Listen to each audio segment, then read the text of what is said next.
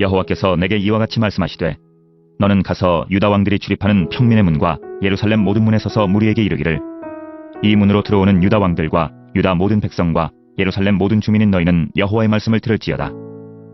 여호와께서 이와 같이 말씀하시되 너희는 스스로 삼가서 안식일에 짐을 지고 예루살렘 문으로 들어오지 말며 안식일에 너희 집에서 짐을 내지 말며 어떤 일이라도 하지 말고 내가 너희 조상들에게 명령함 같이 안식일을 거룩히 할지어다. 그들은 순종하지 아니하며 귀를 기울이지 아니하며 그 목을 곧게 하여 듣지 아니하며 교훈을 받지 아니하였느니라. 여호와의 말씀이니라.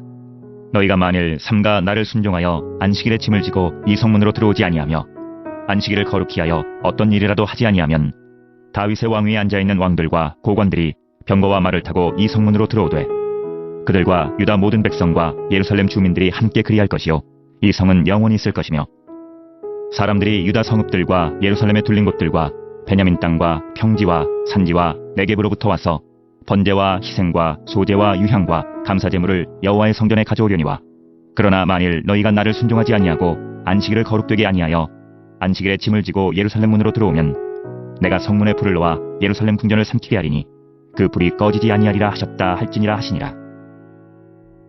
할렐루야. 8월 10일 목요일 예레미야 17장 19절로 27절입니다. 유다의 회복 여부가 안식일 준수에 달려 있습니다. 안식일을 지키면 정치적으로 안정되고 예배가 회복되지만 그렇지 않으면 불의 심판을 받게 될 것입니다.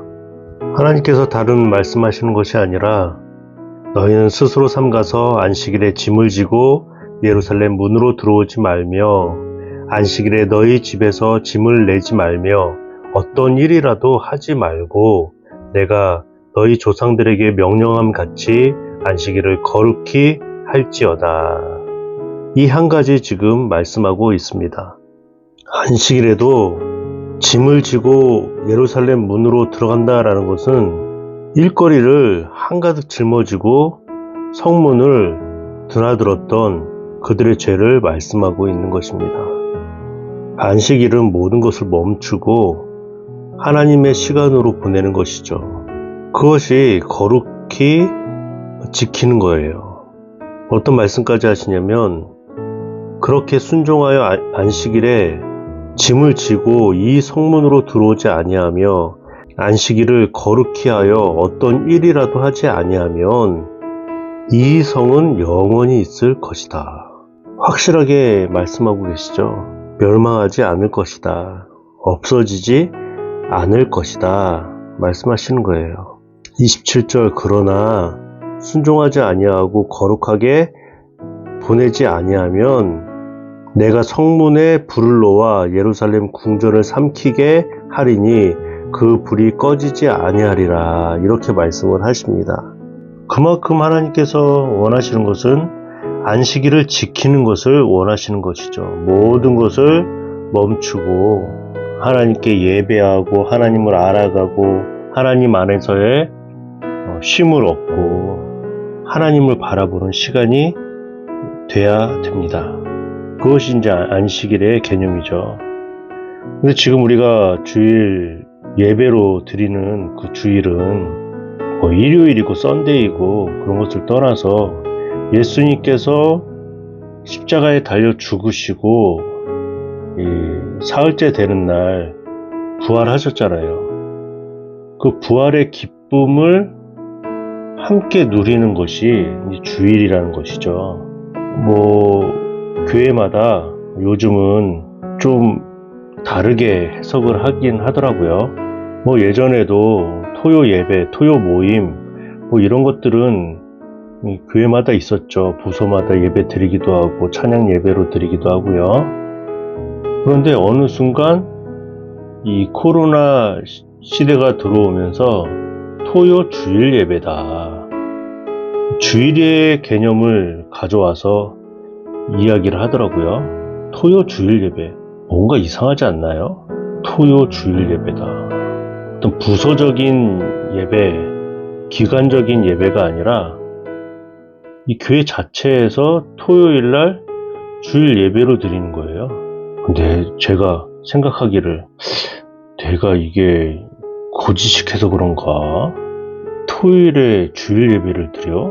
이건 전적인 인본주의에서 나타나는 경향이 아닌가, 이렇게 생각이 들더라고요. 어쩔 수 없이 주일에 여러 가지 일들을 할 수밖에 없는 분들, 뭐 3교대가 될 수도 있고요. 뭐 또 갑자기 주일에 예배를 못 드리게 되는 경우도 있게 되고, 그렇게 따지면 셀 수도 없겠죠. 이런 일들이 왜 자꾸만 일어나는가. 제가 어렸을 때는 주일 새벽 기도부터 시작해서 뭐 1부, 2부 예배도 드리고, 또 오후 예배라는 게 없었잖아요. 다 저녁 예배였죠. 저녁 7시, 7시 반 예배. 그래서 하루 종일 교회에서 있는 것이 그렇게 기쁘고 좋더라고요. 조금 크니까 저녁 예배는 드려야 되겠고, 그 오후의 시간들을 어떻게 보낼까. 막 축구도 하고, 그 교제도 나누고, 탁구도 치고요. 막 그렇게 했던 기억이 있어요.